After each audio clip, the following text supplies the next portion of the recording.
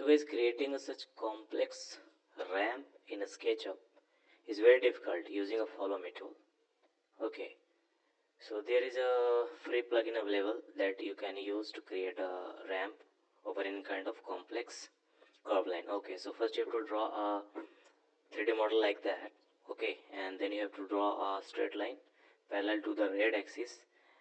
Okay, so here I'm drawn a line, and then select model, click over shape vendor, click on a straight line, and then finally click over the curve line. Okay, use down arrow key to place a ramp perfectly in a shape and hit enter button. That's like that.